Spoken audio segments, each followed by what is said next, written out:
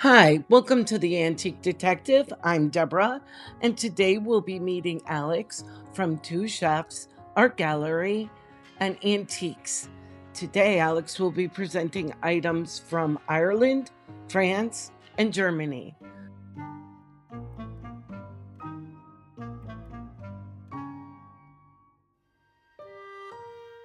Hello, welcome to Two Chefs Antiques and Art Gallery. Two Chefs Artisan Food, Antiques and Art Gallery. We are a new store open for less than a year in Enfield, Connecticut, and we have a little bit different setup than other antique stores.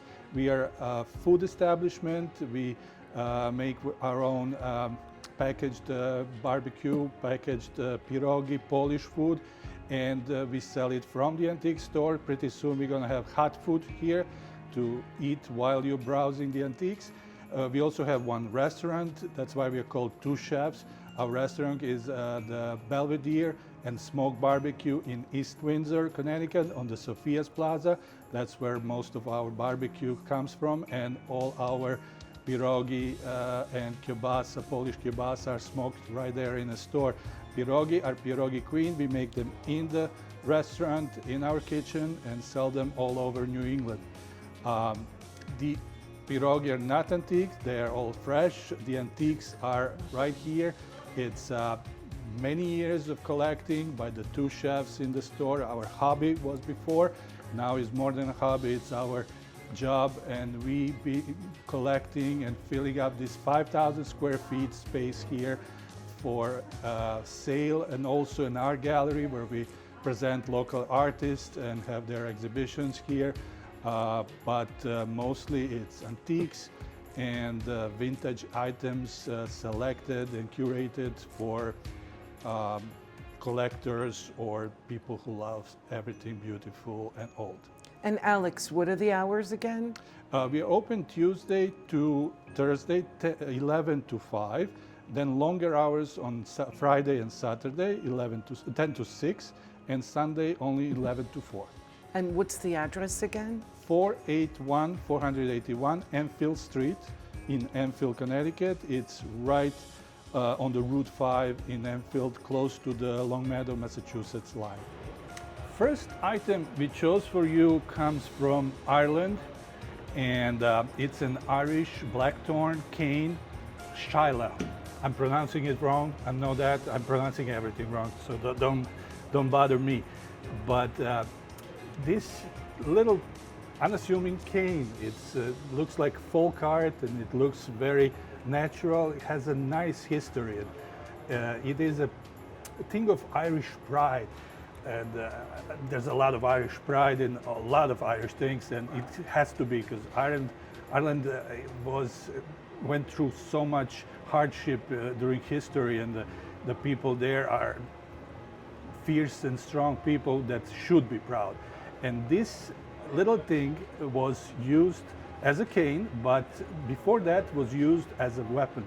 So Ireland was a long time by their occupation, and these weapons were forbidden in Ireland. So what people would do, they would have canes that were made of blackthorn, very dense wood with these thorns, and with the big piece of wood at the end, heavy. And they, when asked by the police or whoever was governing in those times, they would say, oh, it's just a cane. My back hurts, I have to walk with a cane. But it was actually a very formidable weapon that they would use, and they would train with them. They had a technique how to use them, and they were fighting with them and learning how to fight and use them as a weapon. Shiloh comes from the old Irish word. Shiloh is a willow leash, and it's a simple cane, not much to it, but the history of it gives it a nice backstory. And this is a little different one, very much thing. Right now it's a decorative thing, not to be used as a weapon, but it works as a cane still. Famous Fabergé eggs, and they're made by Limoges company, French Limoges, is the #1 producer of the finest porcelain in the world. And everybody would agree on that their porcelain was the top of the porcelains in all world and all the history. Their secret recipe for it's now been discovered, what was the secret to make it so white and shiny. So many are using it now, but back in the day, their porcelain was the top. And the kings were giving it as presents to each other, and queens, and it was the top of the top in the days.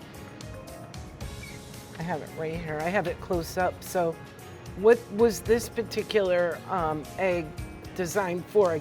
Very simple. It was presented as this to the queen and the nobles, and was gifted with a little perfume inside, and it was signed by the artist. There was only 500 of them made ever of this particular size egg. They were all unique, all hand painted, all decorated by the most famous artists of that time that were working for Limoges. It was a prestige job to be painting for Limoges. And this was a Paris, France item? Yes, Paris, France, a little bit actually south on the Limoges factories were down more to the sea on the south of France. Wow. Let's see if we can get in. So that's the painter, and that's 30 of 500 that were made. And what was the paint? Was it an enamel or? Yes, it was enamel paint, and more colors you see, more time it took to paint it, because for each color it had to go back to be heated in the oven, whatever they were using, and then coming back. That's stunning. That's absolutely so gorgeous. My goodness. And you open it by, just open it? Yeah, use your nails. Oh, I don't. Oh, I see. I want to be very careful with it. And the shine in that. And then the perfume fits in. Just so. What a beautiful gift this would have been to receive. We have an extension collection on Limoges in the store, but what they are right now most famous for are these little trinket boxes, similar to this, also painted by Limoges, a little bit bigger.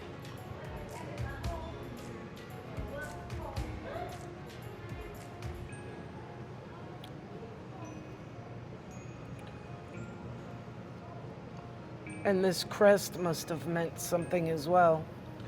Probably was made for somebody. Let's see this little painting, and we're back in Europe, so from Ireland, France to Germany. And this is just a tiny original painting made in the early 1900s. And it was made in the 1930s, but what people who know art will immediately recognize that that's not the original. The original is in the museum, but it's still a painting and it's still made in the same time period. Wow. And the backstory is that you just have to think a little bit. Back then there was no photographs, there was no photocopy machines. So if a noble wanted a painting, he liked that. This painting was already famous in the 1800s, made by one of the most famous artists of that period. And if they wanted to have that in their house, they couldn't just buy the original. I mean, they could maybe if they were a king or somebody. But what they could do, and the only thing they could do, was to hire a painter to paint a copy of a painting. So that is what it is. This was commissioned in the 1930 by a noble, that's his name. Bring it closer. Let's To be get a made. good look at that. So it was requested by a nobleman, Yeah. and an artist sat in, like at the Louvre, Correct. and I've seen that where Yeah. the artists, they get permission to come in at the Louvre, and they'll work on a replica of. Exactly. Just that's it, and they would do it in different sizes with different. They would add some details of their own. The artist, they would sign it with their own name. They wouldn't sign it as the Original the artist, original yeah. author.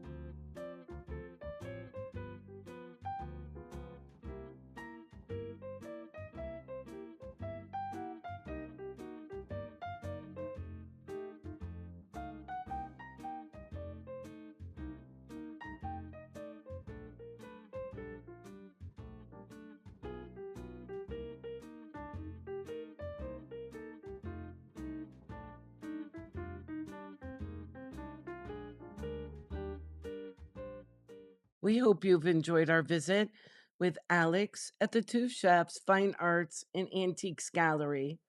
Thank you for watching, and we'll see you next time.